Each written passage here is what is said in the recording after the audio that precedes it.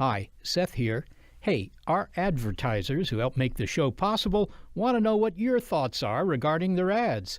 Okay, in the best of all worlds, maybe you'd prefer no ads at all, but we have to keep it real. So go to podcastlistener.com/bigpicture and let our sponsors know. That's podcastlistener.com/bigpicture. Thanks.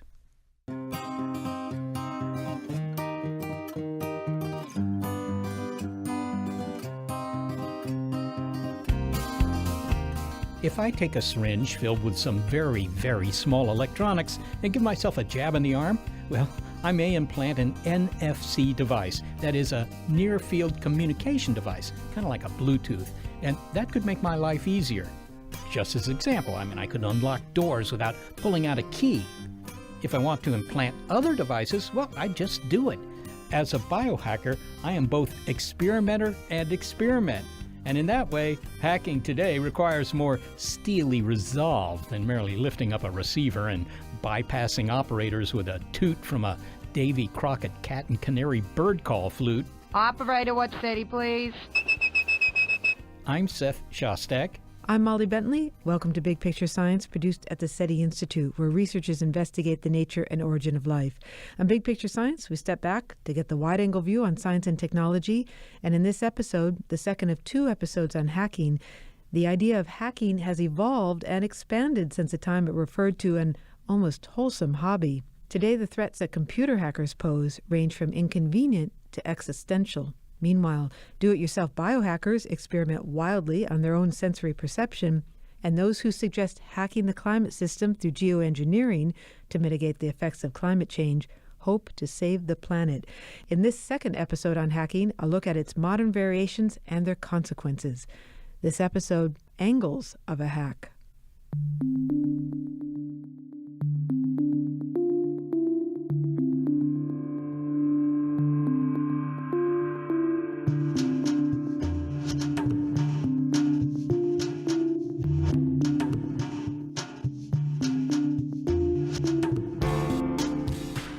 In our first episode on hacking, we talked with author Phil Lapsley about the original practitioners, the teenagers and nerdy outlaws who, in the 1950s and 1960s, hacked into the telephone system. They explored it, tinkered around, and avoided paying for long-distance calls. Today, the term hacking has grown to encompass much darker exploits. Hackers, who we believe now were Russian hackers, took down the power for 250,000 Ukrainians in 3 regions of the country. And it's not only that, but their attacks are evolving. Phil Lapsley told us he recognized a continuum stretching from the phone freaks of 60 years ago to modern computer hackers. I very much see the phone freaks of the 1950s and 60s as being the grandparents of computer hackers today. But as we know, a lot can change in a few generations. Sure, some computer hackers hack for fun, like the phone freaks did, exploring a system simply out of curiosity. Some even do ethical hacking, tapping into computer systems to expose vulnerabilities before criminals exploit them. In fact, you may hear the terms white hat and black hat hackers, but it's the black hats that grab our attention and provoke our fears. They say that in cyber warfare there are no rules. Countries attack each other's infrastructure, utilities, and transport systems without setting a boot or a tank on foreign soil. But the attacks need not be state-run. A group of individuals, even one person, can hack a financial institution and grab Social Security numbers or take down a network with denial-of-service attacks. The number of potential victims from any one breach can be in the millions. The May 2017 hack on the consumer credit reporting agency Equifax compromised sensitive information on 143 million Americans. It's part of a very worrisome pattern. One computer security expert told us that there are 2 types of companies, those that have been hacked and those that don't know that they've been hacked. We may not have anticipated these threats in 1950, but by 2012 they were so dire that Defense Secretary Leon Panetta warned that the United States was facing a cyber Pearl Harbor. We know that foreign cyber actors are probing America's critical infrastructure networks. These kinds of attacks could be a cyber Pearl Harbor, an attack that would cause physical destruction and the loss of life. An attack that would paralyze and shock the nation. Former head of the CIA, Leon Panetta, I think was right that we're not prepared when you consider how much of what we value is now stored digitally and connected to the internet. We're not prepared for the type of attack that could occur through cyber-enabled means. John Carlin is an attorney and the chair of Morrison & Foerster's Crisis and Risk Management Practice. Prior to that, he was Assistant Attorney General for National Security during the Obama administration. The department was responsible for protecting the country against many security threats, including cyber crimes. If you look at it in the big sweep, over a 20, 30-year period as a society, we invested enormous amounts of money and ingenuity in moving almost everything we value from the brick-and-mortar world, from paper and notes to digital form.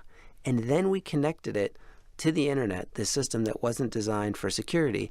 And we did so without taking into account risks that all the same bad guys, the crooks, the spies, the terrorists that were attacking us in the old world are going to move to attack us in the new world.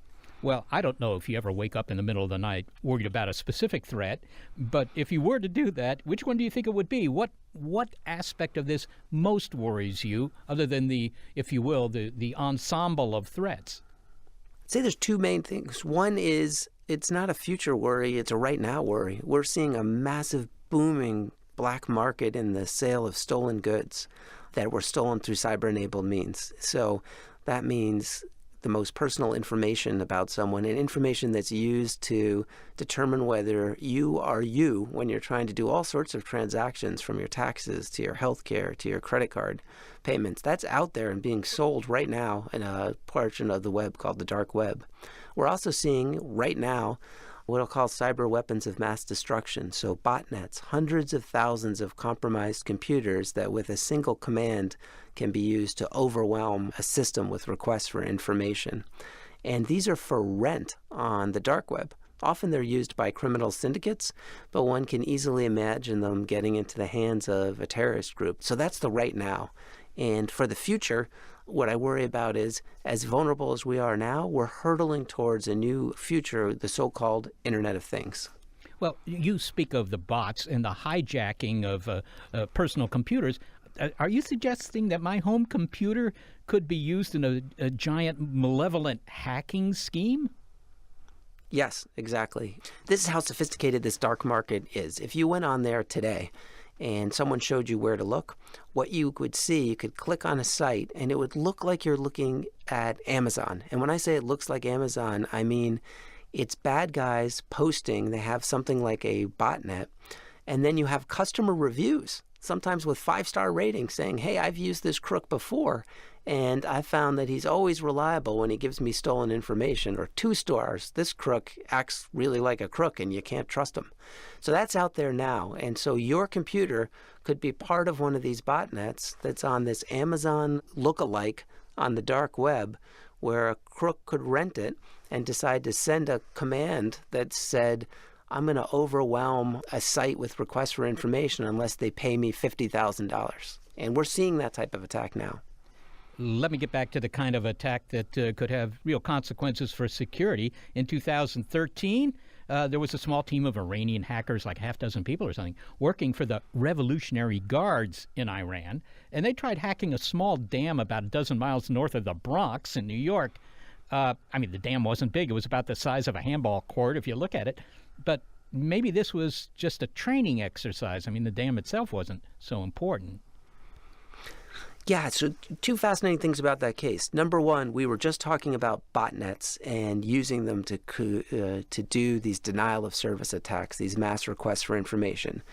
That charge that you're talking about came in a criminal case. That was a group affiliated with the Iranian Revolutionary Guard Corps, and they attacked over 47 different U.S. financial institutions. And what they attacked was the public-facing website that we all use as customers to access our bank account. They affected tens of millions of dollars for the banks and hundreds of thousands of customers who were unable to access their website.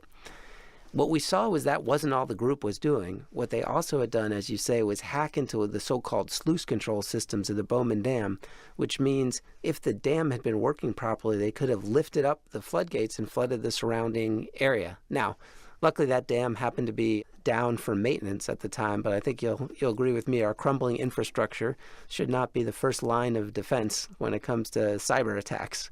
And I think what you can learn there is, no, that is not the only foreign actor trying to get into our critical infrastructure. And I think what they're looking for, if it's the type of foreign actor, a Russia or a China, they're not going to cause our lights to go out. They're not going to cause mass flooding unless we were in a serious dispute, because they recognize that that's crossing a red line. What happens, though, if a terrorist group were to gain that same type of access, or a actor like North Korea who's unstable? That was something that worried me when I was running the National Security Division every day and continues to worry me now. Just a semantic point. Can you define the difference between a cyber attack and a cyber hack? The latter sounds somehow less threatening. People differ on their terminology, but some might say if you hack, so you gain unauthorized access to a system, that you, A, might not do it with bad intent, B, you might do it, your intent's bad, but your bad intent is to spy on information and not to take action, whereas a cyber attack actually causes destruction. So to use one that most people remembered, the North Korean attack on Sony motion pictures because they didn't like a movie, they did a cyber attack which actually wiped the drives, and so they were not usable at all for Sony, in addition to stealing information. So to contrast that with the hack of the Bowman Dam, where they gained access to the dam systems, but we didn't actually see them use that access to either destroy the integrity of the data or cause the dam to flood. But I want to get back to what you just said here, that we've moved so much of what we value from analog to digital and use a medium which was never designed with security in mind. How did we manage to do that? How did we put everything we value onto the internet without apparently thinking about security? It's a fascinating transformation that's already occurred, and you're just seeing now. When I was prosecuting these cases 10, 15 years ago, people still weren't really focused on the risk. It's only been the last several years where if you talk to even a Fortune 100 board CEO and general counsel, this chief executive suite, where they're really starting to think through as risk mitigation, hey, what do we have that's online? Should we have had it? How could we plan for resilience? And as worrisome as that was and how that happened, it's happening again as we speak, because we're in the midst of this transformation, the transformation to the Internet of Things, where we're starting to connect real devices. So everything from pacemakers in people's hearts, where for good reasons they connected to the internet to monitor how it was working, but they didn't think at all about security. And so a 12-year-old could hack it using commercially available software. It wasn't encrypted. That's real pacemakers in real people's hearts. And then they had to roll out a solution after the fact. Or to give another example, by 2020, about 70% of cars on the road are essentially going to be computers on wheels. I'm not talking about self-driving cars. I'm talking about cars where core components are connected to the internet.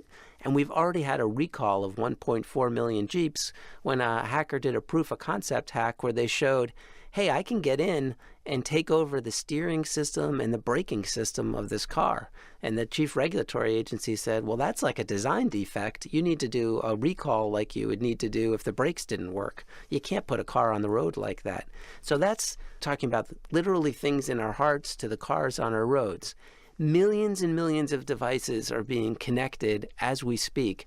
And the companies that are connecting them, rolling them out, and selling these products, not all of them, but most of them are not taking into account security. They're not required to by law or regulation, and customers aren't demanding it in their products. So as much as I'm worried about the instability of our current system, if we don't correct that trend, it's going to be far worse with dangers to people's actual lives in the next 5 to 10 years. Maybe this is just a lugubrious interest of mine, but I want to have some idea of how the hackers do it. I mean, how do they find the vulnerabilities? I don't think I could hack into the Department of Energy, but some of these sophisticated attacks apparently start with something as innocuous as an email. Yeah, and it really varies. You say you don't think that you could do it, and it's true for some of the more sophisticated hacks where you need to move around inside somebody's system where there's an active defender trying to capture you. But for a lot of these attacks now, you could do it, and you could do it by knowing where to go on the dark market and just renting the capability. So you have the scheme in mind. Hey, it would be sure fun if I could break into Joe's computer system because I'd like to know what he's talking about on his email. I don't know much about computers. You could go in the dark market, kind of like it's very easy to search for terms using Google. You don't need to be a computer expert to type in a word on Google. You essentially can type in your commands to a tool that somebody else built and gain that access. That's out for rent right now. That's how ubiquitous it is. John, I assume that you're familiar with the fact that the original hackers were just, almost hobbyists hacking into the phone system. And now the kind of players we're talking about now seem to be, well, maybe there are amateurs, but there are also government-sponsored teams, right? That's right. I mean, sometimes you break it up now into a couple different categories of what they call threat actors. So you could have your amateur or your hacktivist. So that's someone who's hacking because of some type of cause or ideology. Then you have your crooks who are doing it for money. And then you have your nation states who might be doing it for purposes of destructive attacks or to spy, intelligence purposes. And then finally, you'd have your terrorist groups. These are non-state actors that just want to cause damage for a political cause and fear. What we're seeing now is there's not a real sharp divide between the different groups. Instead, we're seeing what I like to call the blended threat. So someone is a crook sometimes, but then other times they get hired out by a nation state. Or their day job is as a spy for a nation state, but they want to make some money on the side, so they rent out their services as a crook. Or it's one of these black markets where they rent the tool. So depending on which day someone's renting the tool, it could be used by a crook, an activist, or a nation state. We're moving more towards the blended threat. Why is that important? Because if you're getting attacked, it can be hard to tell which motive it is. And it's really important when you're trying to assess how severe an attack is to get that right. John Carlin, thanks so very much for speaking with us. Thank you. John Carlin is an attorney and the chair of Morrison & Foerster's Crisis and Risk Management Practice. He was Assistant Attorney General for National Security during the Obama administration. You know, in the cases of the computer network and the telephone network, both targets of hackers during different eras, both systems allowed hackers to more effectively communicate with each other. That's kind of funny, isn't it? Because the subterfuge is aided by the system they're trying to hack. But, there are differences when you think about it. The phone company was designed to do one thing, right? To allow you to talk to somebody else somewhere else, right? But the Internet, that's a very complex, much more complex than the phone system was. But in both cases, vulnerabilities built into the system were exploited. Yes, indeed. It's a case of idealism running into the realities of human behavior, I suppose. Well, we have a chilling idea of how hackers can attack, but practitioners of another kind of hacking claim they want to help, at least themselves. Biohackers implant electronic devices to boost their sensory abilities. Find out how far they're willing to go. And later, will hacking the climate system through geoengineering be the techno fix to climate change? This second episode of Hacking explores its modern variations and consequences. This is Angles of a Hack. On Big Picture Science.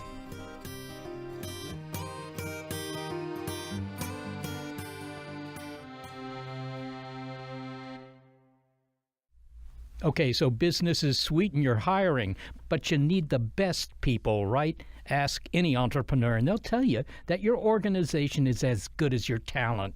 Well, with ZipRecruiter, you can post your openings to more than 100 job sites with one click. Then their super slick technology matches the right people to your job better than anyone. Now, does it work? Well, you betcha. Over 80% of jobs posted on ZipRecruiter get a qualified candidate within 24 hours. And the process is as easy as a kiddie crossword, no wrestling with emails and callers. You screen, rate, and manage candidates with ZipRecruiter's simple-to-use dashboard. ZipRecruiter, it works, and it's being used every day by businesses of all sizes to find the best candidates quickly. Oh, and right now, Big Picture Science listeners can post jobs on ZipRecruiter for free. Yep, free. Just go to ZipRecruiter.com/bigpicture. That's ZipRecruiter.com/bigpicture.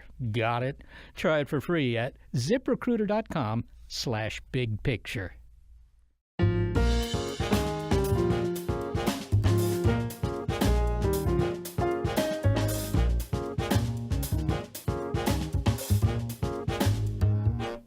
Hacking the phone system is one thing, hacking the internet is another, and so is hacking a bothersome tree branch with an axe. These are all forms of hacking, and the last one comes to mind when I imagine biohacking, because hacking into the human body sounds like a traumatic assault. But biohackers would disagree. Besides, you don't have to break skin to be a biohacker, although you might get more interesting results that way. One approach that often aligns telephone and computer hackers is their mastery of the network they're tapping into. But biohacking doesn't require that you have extensive knowledge of the systems of the human body before you plug into them. That might take a medical degree.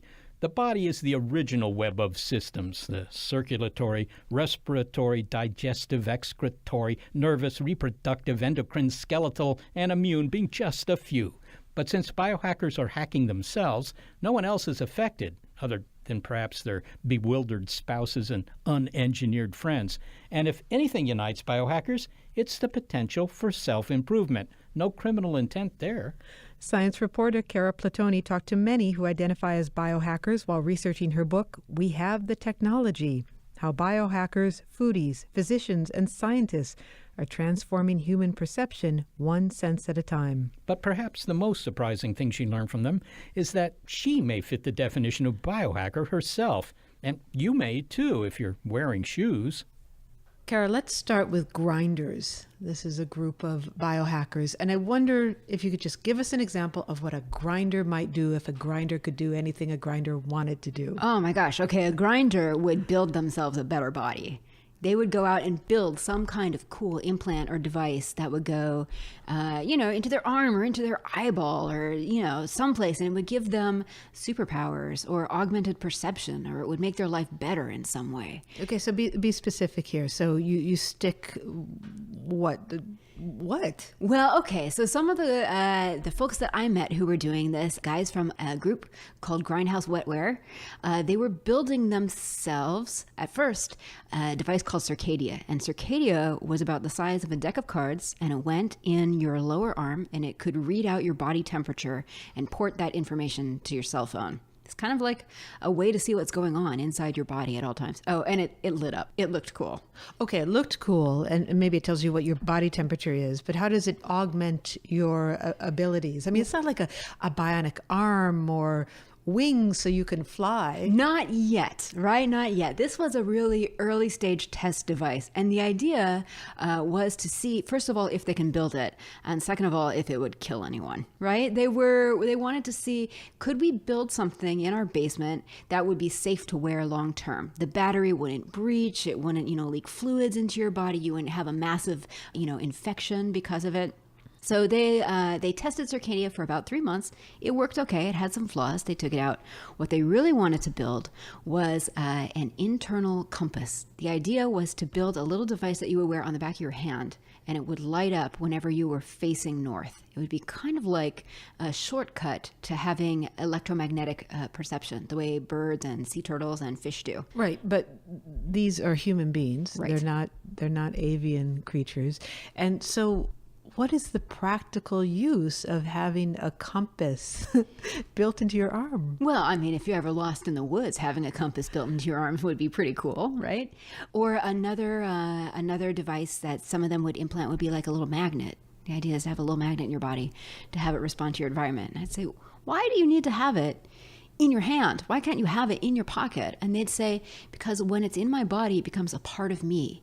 It becomes a part of my being. It becomes a part of the way I sense the world. It becomes part of the way I interact with my environment. I'm actually changing my body. So this idea of being human, with all that humans can do, and we have a lot of great features the human body does, isn't enough?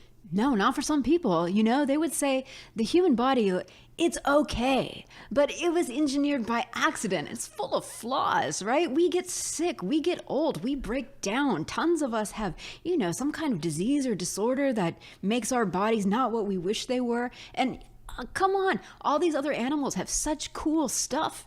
Honeybees can see into the ultraviolet. Snakes, pit vipers can sense into the infrared. Sharks can sense electricity. We have none of that, right? So nature built this awesome gear and gave it to other animals.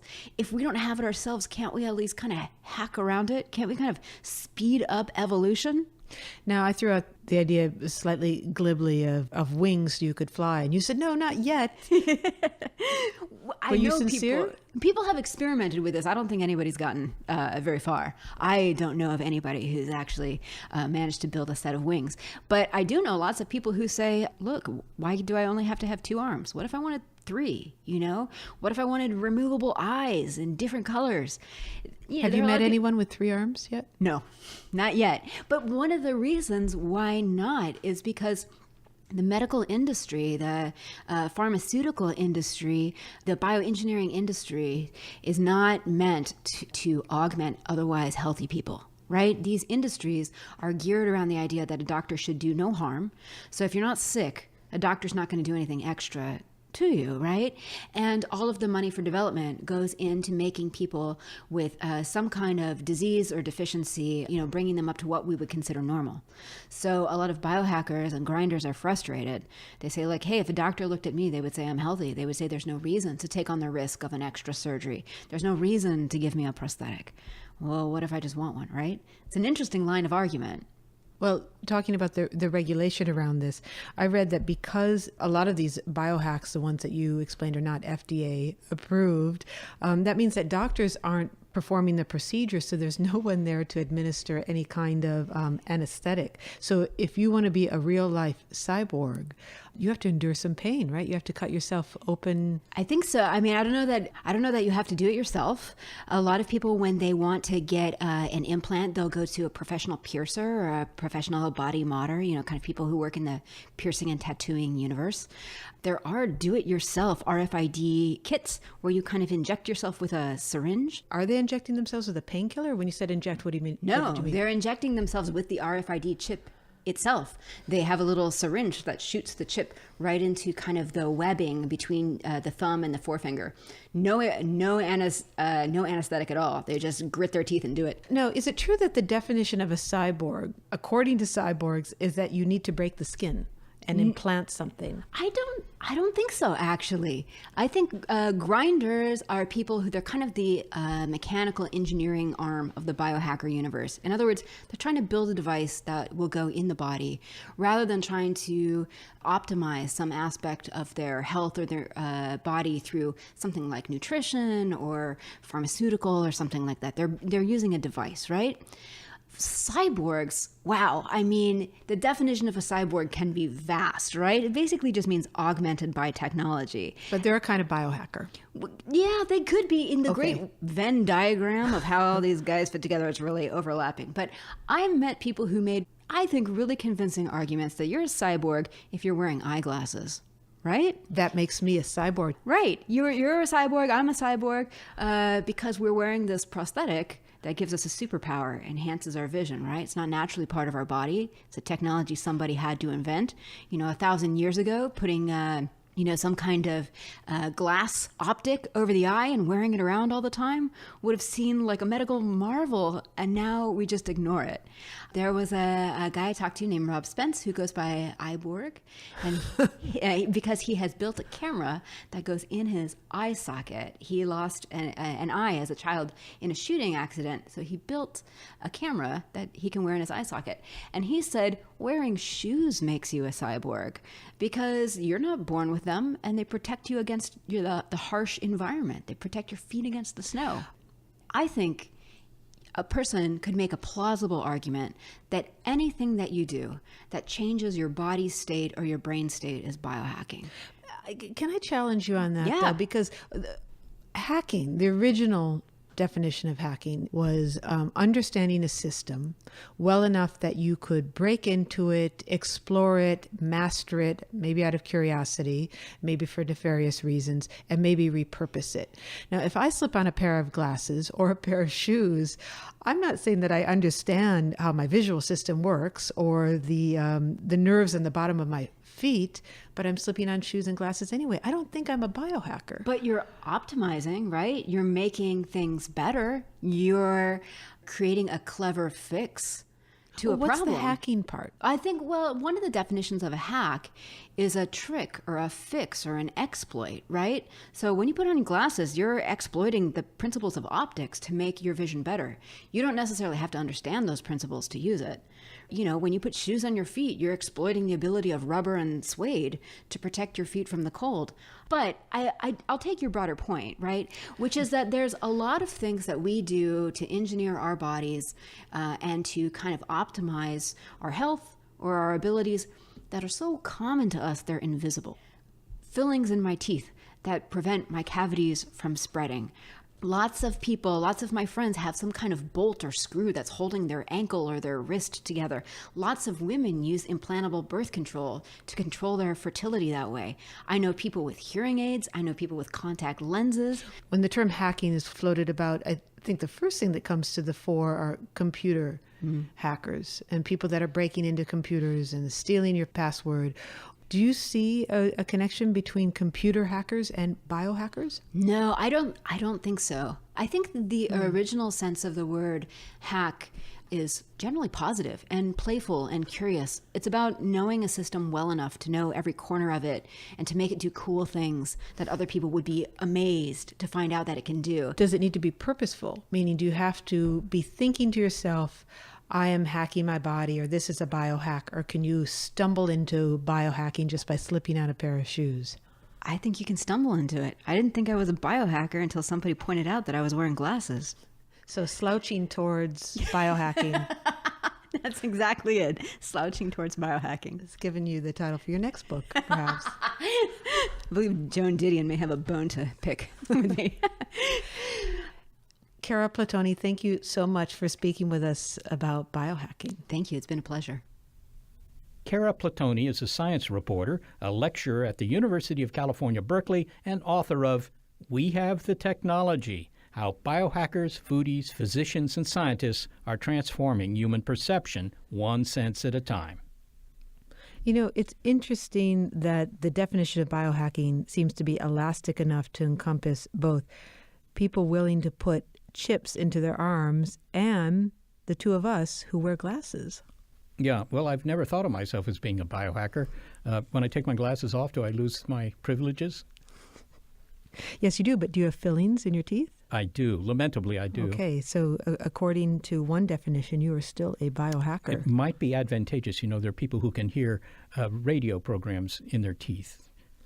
No, it's true, because those fillings act as what are called rectifiers. So well, I would like to reach that demographic. You got to turn up the signal a bit.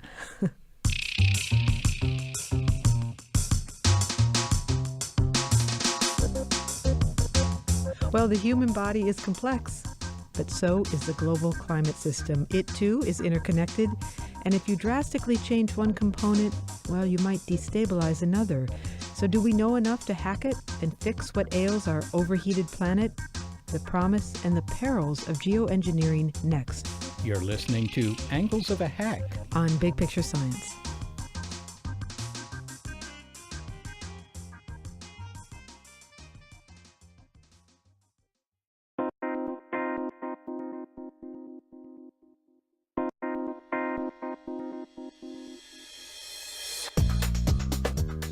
In our first episode about hacking, we talked about the 1950s phone system. Increasingly automated, it practically beckoned nerdy teenagers to figure it out and tap in, and they did. For their hacking exploits, Bell Telephone, later AT&T, lost revenue on long-distance calls, but in the grand scheme of things, the stakes were low. The stakes are also low with biohacking, unless the biohackers hack someone other than themselves. One thing I know, they better keep away from rewiring my brain booster implant if I ever get one. Today, the consequences of hacking have ratcheted up with the threat of cyber warfare. there's another complex and ubiquitous system that's also a tempting target for hacking. But to do so would have profound consequences for everyone. Now, some say that we may have no choice, that we're required to deliberately tinker with it in order to restore balance, a balance that we've inadvertently upset. Generally speaking, the Earth's climate system comprises 5 main components: the atmosphere, the lithosphere, that is the solid outer part of the Earth that includes the crust, the hydrosphere, that is all the water on the Earth's surface, and the cryosphere, that is the frozen water. And there is a 5th category. That's you and all other living things. Now, all of these systems are interconnected. If you significantly alter one, you could disrupt the equilibrium of another. We've already done that by pumping a large amount of carbon dioxide into the atmosphere. This not only warms the air, but the surface water of our oceans. It has a number of disruptive consequences. But could we now deliberately futz with the climate system to restore its balance? Okay, as a climate hacker, the task before you is this. Remove the compounds produced by burning fossil fuels from the atmosphere, the principal one being carbon dioxide. And if you can't cool the Earth, at least keep its temperature from increasing any further. People may wince at the term climate hacker, but the phrase hacking the climate has been popping up to describe what is being proposed under the rubric of geoengineering and its suite of technical fixes. And yes, we are talking about fiddling with a system on a large scale to repurpose it to our ends, whether with a massive phalanx of machines that suck carbon dioxide out of the atmosphere, or maybe swarms of tiny reflective devices that bounce the sun's rays back into space. If we cannot find a way to reduce the level of carbon dioxide in the atmosphere, well, geoengineering may be our plan B, but it doesn't come without consequences. The question is, do we know what they are? Hi, I'm Oliver Morton. I'm a senior editor at The Economist in London, where I look after our briefings and essays, and I'm the author of a book called The Planet Remade. The subtitle, How Geoengineering Could Change the World. Oliver, you write that we have little biological machines already that take carbon dioxide out of the atmosphere. They're called plants. Now, we need to take an enormous amount of CO2 out, granted, but what would be required if we just got plants to photosynthesize our way out of this mess? Let's put my office ficus to work. Photosynthesis is great, Seth, but if you actually want to take a lot of carbon dioxide out of the atmosphere quite quickly, photosynthesis doesn't really cut it. So one way of doing this would be what's called BECCS, which is biomass energy with carbon capture and storage, where your ficus plant, except we're not going to burn your ficus plant. So friends of your ficus plant take carbon dioxide out of the atmosphere. We burn them and get energy, and the carbon dioxide that we get from burning them, we pump into some sort of like underground reservoir. And so that's the idea of BECCS. That sounds to me like burning it just produces more CO2. So what you're saying is you burn it inside a building. You burn it in a specialist power station, which takes the gas from the chimneys and instead pumps the carbon dioxide from that gas down into the earth. That's the baseline idea at the moment for how one might take large amounts of carbon dioxide out of the atmosphere. The problem is that in order to take really large amounts of carbon dioxide out of the atmosphere, so to sort of like drop the atmospheric level by about 1 part per million per year, which is half the rate that we're now increasing it by, you would have to have a plantation for ficus plants and eucalyptus and other things that was kind of sort of like twice the size of India. And it's very, very hard to find good land in that sort of quantity on the face of the planet. In fact, we just don't have it. The land use implications of doing BECCS at that sort of scale are pretty much insoluble. Gee, I wonder if India is willing to give itself over to being... I suspect not. I suspect, Okay. by and large, most people, if you ask, you know that farmland that supports you? We'd like to turn it into a bioenergy plantation. A lot of people are going to say no. Okay, so this, if you will, organic solution, I use that only because of the popularity of organic foods, but that's simply not on at the moment, or maybe never on. Is it possible that we could engineer some sort of small photosynthetic plants? I mean, most of them are small, blue-green algae or whatever. Throw them into the ocean and have them suck up all the CO2. Well, there have been ideas about, I mean, you don't have to throw blue-green algae into the ocean because there's lots of them out there. And if you engineer them, a lot of people will have problems with the idea of engineered algae being just released out. There has been this idea that you could feed the algae that are already in the ocean more iron, and that like Popeye the Sailor Man, they would become bigger and stronger and suck down more carbon dioxide. And this idea has been looked at to the extent that people have actually tried dropping iron in the oceans. The issue with that is twofold. One is that though it works, it doesn't work quite as well, in fact anything like as well as theory suggested it might do, and so the amount of carbon you could actually get and sink all the way to the bottom of the ocean would be relatively small. The other point is that most of the things we do to try and look after the environment, we try and minimize the effect on ecosystems. If you're doing this, then you're starting off by maximally affecting the way that ecosystem works by changing the very basis of the food web, by changing the amount of phytoplankton you have out there. All right, and therefore the consequences of doing that are somewhat unpredictable. You might have created a problem much worse than what you started with, or not. I'm not sure about much worse, because global warming is a big problem, but you might have created another problem without doing much by way of offering a solution. Let's consider another idea. Instead of scrubbing the carbon dioxide out of the atmosphere, why don't we, just sort of cool the planet down by reflecting some of the sunlight that is impinging on it? One way to do that would be to put some sort of screening chemicals, maybe sulfuric acid, even particulate matter, into the atmosphere. Would that work? Yeah, I think that it's pretty likely that that would work. If by work you mean would that be able to drop the temperature? Yes, we see this when sulfur dioxide is emitted by volcanoes in large amounts. We see that the atmosphere then cools, and this makes perfect sense. You put a lot of little white particles all through the stratosphere, and they will bounce off sunlight. Less sunlight gets through, and the Earth will become less warm than it otherwise was. So the idea that that would work in principle is, I think, reasonably well settled. Whether there's a limit to how much cooling you could get, that's something that one could still discuss. But the idea that you could cool by a few degrees that way is, I think, reasonably uncontroversial. The question then is, what else are you doing when you're cooling? Because the stratosphere also has an ozone layer in it. You'd probably like to take care of that.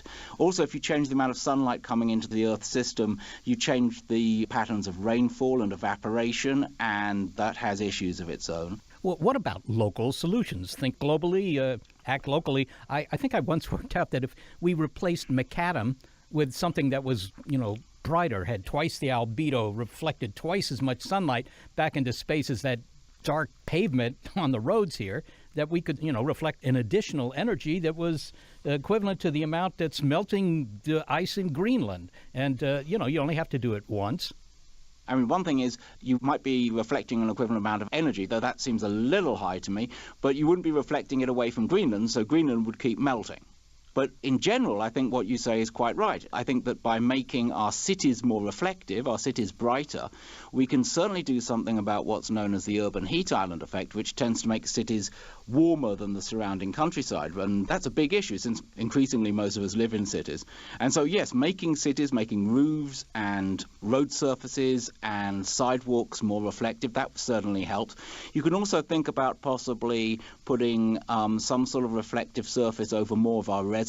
Reservoirs at the moment soak up a lot of heat, and you could reflect away a lot of heat, so that might be a possibility. There's an idea that a researcher I know in Bristol in the UK, Andy Ridgewell, has suggested, which is that you might make crops, the leaves of crops, very slightly more reflective. And interestingly, in sort of like some analysis, that would not interfere with the photosynthesis, or only very marginally, but would cool the crop down. And since one of the things that you really worry about with global warming and agriculture is that the very, very hottest days have a completely non-linear effect on the crop yield. So these days that are really hot, they really, really hurt. So if you had a crop that never got quite as hot because it was a bit more reflective, that might actually do you quite a lot of good on a local level, even a regional level, even if it didn't affect global temperature much. I think I'll put mirrors on the roof of my house. But the thing you have to remember is that reflecting away sunlight is not a very good solution if you are not also reducing carbon dioxide emissions. If you just go to a planet where you're making the greenhouse effect stronger and the albedo stronger, and you go on doing that for decades and centuries, you're going to run into some really severe problems, and you're also going to turn the oceans acid. Oliver, geoengineering is sometimes dubbed, either glibly or perhaps darkly, as hacking the climate system. The term hacking usually connotes evil intent, but the original definition of hacking meant to, kind of break into a system, understand it, repurpose it. If we go ahead with geoengineering, would you consider that hacking the climate system? Because that's the terminology that's frequently used. Yeah, I think there's a certain truth to it, but I'm a little leery about it because although I don't think all hacking is bad hacking, I think all hacking is necessarily only marginally within any sort of like reputable sphere of governance, and I think that's part of the fun of being a hacker, right? You're not doing it within a well-governed zone of action. You're doing it slightly as a maverick, as a freelance. And that's not a way I'd like to see geoengineering done, because the ways we've just talked about it, there are obviously serious issues with geoengineering, and you want to have some sort of governance process that looks after this. It won't be a perfect one, but you certainly want to be thinking about that. And the hacker mentality of just sort of like doing it just on the basis that you're smart and you can see how to do it, that's not going to cut it for geoengineering. You don't have to it's about more than just smart people finding smart answers. It's about a wide representative group of people discussing whether these answers are also just and whether they're safe and whether they're responsive to the actual will of the people who are scattered around the planet, and specifically whether they're meeting the needs of the people who are most affected by climate change, which tends to be people in the poorer parts of the world. So hacking as a good thing, yes, I can quite see that, but hacking as a sort of like individualistic kind of libertarian, let's ditch the system. We need a system if we're even going to think about geoengineering. I don't think geoengineering necessarily has to be tried. I think that we need to explore the possibility, and I think we need to do that with something a little different from the hacker mentality. You know, some of this discussion has been slightly lugubrious, so I just ask you this sort of for fun, but you've looked at a lot of these ideas for geoengineering. Any that you came across that was, you know, truly wild? I mean, out there, as it were? I can't remember where it came from, but someone had an idea of putting so many wind turbines in the air current that goes around Antarctica that you would divert that air current so that it went over the Antarctic continent, and that would allow you to have more precipitation over Antarctica, and that would actually allow you to keep the ice levels in Antarctica the same, and simultaneously developing terawatts of energy from all these wind turbines. I kind of liked that. There's a wonderful idea some Soviet scientists talked about in the 1950s of giving the Earth rings like Saturn, which would shade one hemisphere in summer and the other hemisphere at the other times. And I can't remember quite why they wanted to do this, other than that it would have looked way cool. On the subject of what could go wrong, because, of course, that concerns just about anybody who thinks about this, give me a dire scenario. I mean, we try to fix this problem and something goes wrong. What would be the worst-case scenario? Any idea? Worst case scenario is the same as the worst case scenario in almost anything else. What goes wrong is that two major nations have severe disagreements about the wisdom of a particular sort of geoengineering. One of them is unwilling to give it up. The other one is unwilling for it to go ahead. This leads to conflict, which leads eventually to nuclear war. I mean, basically, the answer to almost any what is the worst thing that could happen question is nuclear war. So, to me, the political downside of something like that is stronger than any plausible geophysical feedback. I mean, the other thing that could, I suppose, happen would be that geoengineering would work too well and people would just completely give up on emissions reduction. And so we'd just get an ever more geoengineered world with ever higher levels of carbon dioxide, and all the coral reefs would vanish and the ecosystem in the oceans would change, and eventually we'd start running into really severe droughts because the hydrological system would change, and by that stage we wouldn't be able to take the carbon dioxide out and we wouldn't be able to reduce the amount of geoengineering, and we'd find ourselves stuck. I mean, both of those are plausible things. I mean, if it weren't for the fact that there are real worries about geoengineering, I'd be much more gung-ho about it. My position is merely that we should look at it and, going back to the question of governance, we should try and set it up in a way that doesn't lead to nuclear war or the end of the world, because, you know, we're generally against those things. Oliver Morton, thanks so very much for speaking with us. Thanks very much, Seth. It's always a pleasure. Oliver Morton is the former chief news and features editor of the journal Nature, the current briefings editor for The Economist, and the author of The Planet Remade: How Geoengineering Could Change the World. In the first episode of 2 on hacking, we considered the exploits of the original practitioners. These were the teenagers and renegades who hacked into the phone system because they were intensely curious about how that system worked. Today, hacking has evolved to mean breaking into a computer system, often with malevolent motives, but also biohackers whose intent is the betterment of the human species. When those teenagers hacked the phone system, they knew that system well. It's unlikely that we understand the complexities of the climate system as well, but may find that we have to hack it anyway to get us out of the mess we've created. It's a hack that we may be reluctant to initiate, but that may be necessary to mitigate serious problems. One of the differences is that when the teenagers hacked the phone system, they didn't change the system itself. That's right. They didn't really threaten the system. They were exploiting a small vulnerability that other people wouldn't be able to exploit unless they had maybe perfect pitch, something like that. Free phone calls is not terribly malicious. Whereas if you're hacking the internet and also the climate system, you're changing the systems, especially the latter. And there's always the possibility of unintended consequences, particularly, of course, with climate, because you fix this problem over here and you may have created much worse problems that might not be so easy to fix.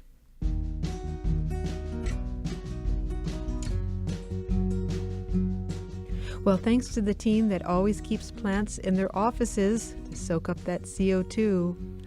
Senior producer Gary Niederhoff, operations manager Barbara Vance, and intern Daniel Marino. Thanks also to financial support from Rena Shulsky-David and Sammy David, and to the William K. Bose Jr. Foundation.